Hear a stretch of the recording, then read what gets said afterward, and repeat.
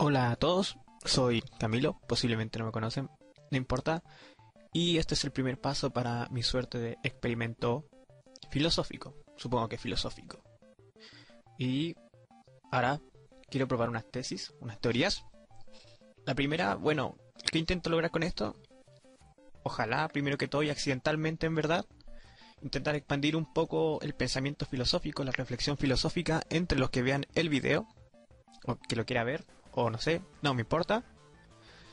Mi segunda proposición es descubrir qué grado de concentración puedo tener yo mientras juego y hablo, que siempre me ha costado bastante, pero no solo hablar cualquier cosa, como generalmente se hace, sino hablar específicamente un tema concreto, en este caso filosofía, y qué factores actúan en todo esto. O sea, si juego peor hablando mejor filosofía, si empiezo a hablar pura estupideces y estoy jugando peor, o es posible y es viable que se den las dos cosas a la vez, lo cual sería bastante raro, así que veré a medida que vaya grabando cómo se va solucionando esto. El tercer punto podría ser entender en qué grado se puede entender una persona que está visualizando el video, el tema que estoy planteando o el juego que está viendo. Si algo le entra más que lo otro, si se pierde contenido, si empieza a divagar, etcétera, o en su defecto, si a través de esta forma, no sé si sería lúdica o pedagógica, puede entender de otra forma todo. Básicamente pasar un contenido de manera, se podría decir, subliminal. Aunque no creo. De hecho, si alguien sale aprendiendo algo de este video será meramente accidental, yo creo. Y el último punto sería, claro, un punto educativo, pedagógico, todo eso. Que no lo creo, pero siempre hablan más o menos del juego lúdico y todo eso, que ayuda mucho a entender las cosas. Esto apunta hacia otra dirección. No tengo dibujitos ni monitos de filósofo ni del tema que voy a hablar, sino que es otra cosa, nada que ver con el tema. De hecho, muy distractora, y ver si en verdad hay una capacidad de retener contenido a través de esta experiencia. Y bueno, para seguir, hice este tema, el video en realidad de filosofía. ¿Por qué? Porque, sí, bueno, porque estudio filosofía y en realidad porque quería hablar de otros temas, en verdad. Quería hablar en este video específicamente de física, pero creo que necesitamos un asidero intelectual para reflexionar acerca del tema. Me decidí por filosofía, también estaba viendo una cosa de historia, pero filosofía, algo debo pegar la filosofía como para hablar de esto. ¿Y qué tema de filosofía o cómo abordar la filosofía en este video? Bueno, quería abordarla primero cronológicamente. Nunca me gustaba abordar las cosas cronológicamente o históricamente, por así decirlo, en especial la filosofía. Pero para probar el video quería hacerlo así, después me arrepentí y dije voy a plantear el video una historia de la filosofía a través de las preguntas fundamentales, o sea, es decir, partir por los presocráticos, la pregunta acerca de lo que provoca la sustancia en cuanto tal, y luego pasar ya a Platón, Aristóteles con la respuesta a lo que es la causalidad de la sustancia. Pero es un poquito denso, no creo que sea conveniente, además sería un poco largo, habría que darle muchas vueltas y se vería todo muy a grosso modo, entonces creo que no. Así que me decidí por un tema específico que generalmente todos lo vemos en el colegio, en alguna parte de nuestra vida, es el mito de la caverna de Platón. A mí me encantan los mitos, amo los mitos y creo que es muy bueno empezar por acá. Y el tema de los mitos creo que la abarcaría en otra cosa, pero no en este video, sino acá dedicarme netamente al mito de la caverna de Platón y ningún otro mito, una explicación y darle una vuelta al asunto mientras se juega, a ver qué tal ocurre. Y bueno, sigamos. Juego I Wanna Kill the Guy, versión 0.52. No he jugado la anterior, no me importa, no quiero hacer reflexión sobre el tema del juego en este momento, aunque sí me interesaría hablar de esto. Pero probemos qué tal sale todo con esto. Ya perdí la mayor parte del tiempo en esta plática. Bueno, primero que todo, supongo que todos hemos escuchado hablar de Platón. Era un griego, vivió en el siglo V a.C. Fue, podríamos decir, educado por Sócrates, fue discípulo de Sócrates y a la vez fue el maestro de Aristóteles. Muy conocido por sus obras tanto en la filosofía o en la literatura, un gran autor, sistematizador de los conocimientos en ese tiempo. Ya Aristóteles sistematizaría más todo esto y su valor para la historia de la humanidad es incalculable. al punto que fue el tipo de que en verdad la filosofía podría decir que empieza con Tales, pero de este tipo en adelante se llama filosofía, lo que conocemos en cuanto a filosofía. Bueno, entre sus grandes libros te conocen el Fedón, me encanta el Fedón, está la Apología de Sócrates, pero en este momento vamos a basarnos en República, el libro 7, donde está el mito de la caverna. Bueno, aparte en República podemos encontrar ya la decantación de la mayor parte de los conocimientos platónicos, donde se encuentran todas sus ideas, todos sus conceptos ya maduros, un libro muy tardío en Platón. Y el mito de la caverna tiene la gracia de que en él también se resume, se podría resumir, se podría extraer de él la metafísica platónica, la gnoseología platónica, la dialéctica platónica, la ética platónica y también se podría incluso la mística platónica, las influencias que tiene dentro de él. O sea, es un mito muy completo y dentro de poco resume muchas cosas de Platón y muchas interpretaciones. Muy genial. ¿Y qué es lo que nos dice este mito? Bueno, eso es lo que vamos a hablar ahora. Bueno, como le dije, es un mito, el mito de la caverna. ¿Y qué es un mito? Bueno, antiguamente los mitos se crían, y siempre se han criado en verdad hasta la actualidad, que son cuentos para niños y que vienen a explicar las cosas de manera irracional, o sea, prerracional, prelógica, pero en verdad los mitos encierran un conocimiento maravilloso, son increíbles. El mito, en este caso de Platón, nos sirve para hablar de realidades que son superiores a las que podemos entender diariamente. Ciertamente la filosofía en su momento escapa del mito, escapa de Homero, la Ilíada y las explicaciones de este ámbito, pero aún así, gracias a Platón, vuelve a explicar simbólicamente realidades superiores a nuestra razón. Funciona de manera parecida a las parábolas que podemos encontrar en grandes libros como la Biblia u otros libros de este mismo carácter, solo que la parábola explica verdades profundas, en cambio el mito se basa en un sistema de símbolos conectados con una realidad que le da una profundidad mayor al mismo tema. Entonces el mito no es simplemente un cuento de viejas como en su momento se dirá, sino en verdad es una explicación a algo que puede ir muchas veces más allá de la razón, pero aún así el intelecto humano es posible de atisbarlo o captarlo de cierto modo.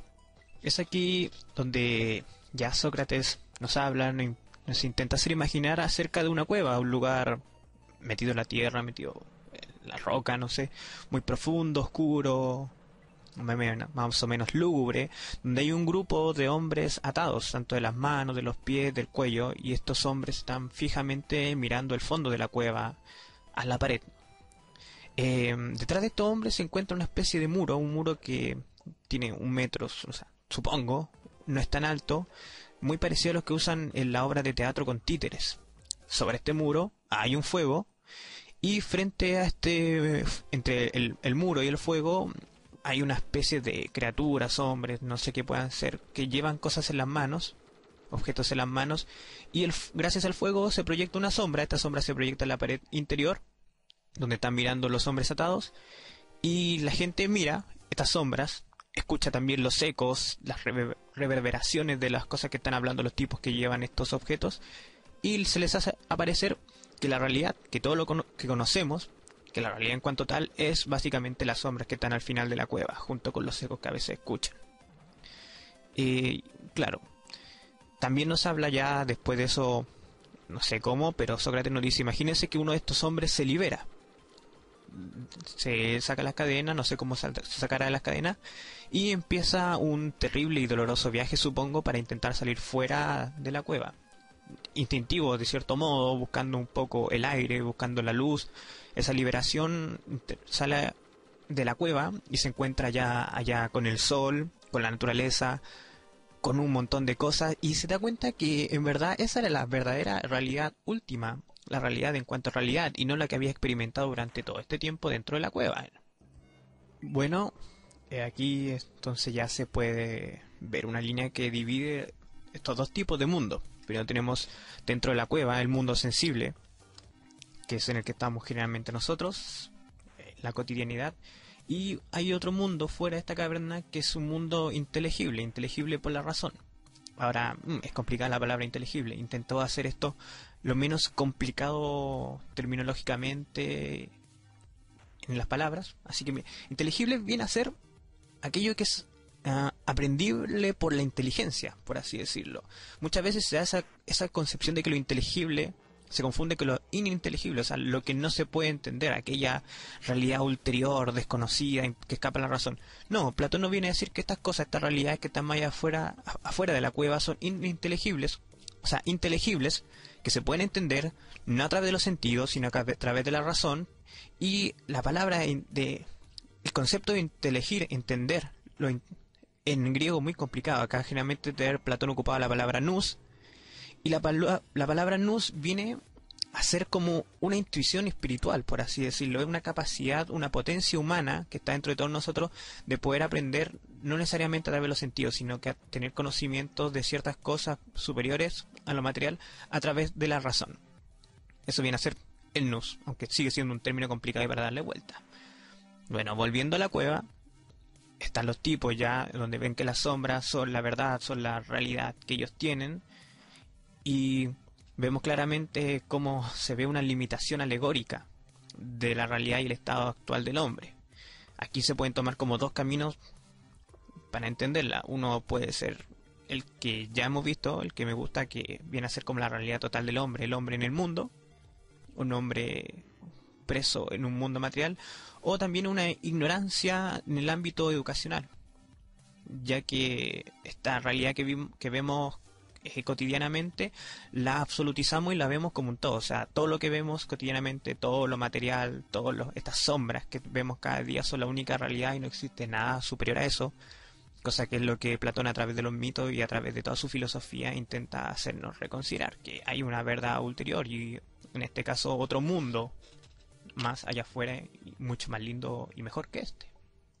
Lo interesante acá es que Platón nos hace ver el hecho de que no se cambia el hombre en sí para ver la realidad, sino que básicamente ya viene hecho, condicionado de cierta forma, hecho de tal manera, y solamente la actitud que el hombre tiene ante la realidad, ante la vida misma, es la que nos hace ver más allá.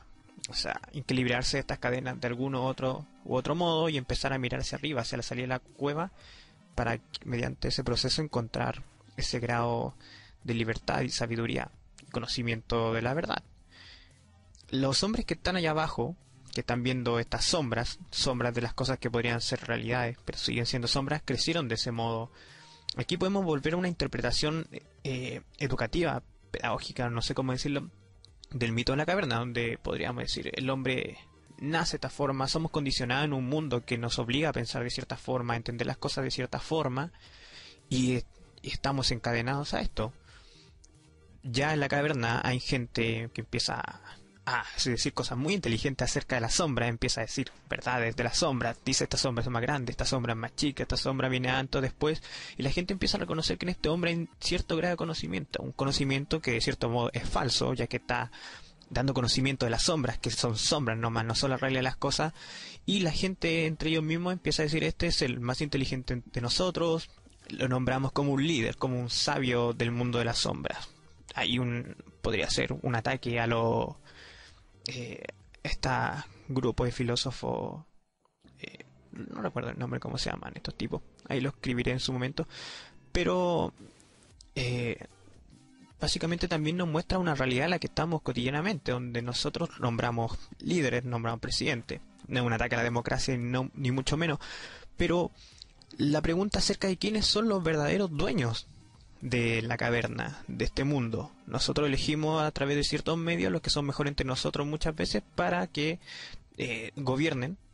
Podemos ver un contrapunto de esto en la apología de Sócrates y en el Fedón, donde en el Fedón hay un momento en que dice nosotros vivimos en una cárcel, no usa la palabra cárcel en griego, claro, pero tenemos buenos carceleros, que se refiere a los dioses, que son en último caso los verdaderos dueños de la caverna. Y en la apología de Sócrates, donde nuestro personaje Sócrates muere, spoiler, lo matan, obedece a la regla, eso sí, obedece a la justicia, prefiere ser víctima que causar injusticia a él, y también no hace caer en el mismo pensamiento acerca de quiénes son los verdaderos dueños de toda esta situación, los hombres que lo condenaron, o hay una justicia ulterior a la que en verdad él debe compadecer al final de instancia. Entonces, también, como ven, es una interpretación relativamente política del mito de la caverna.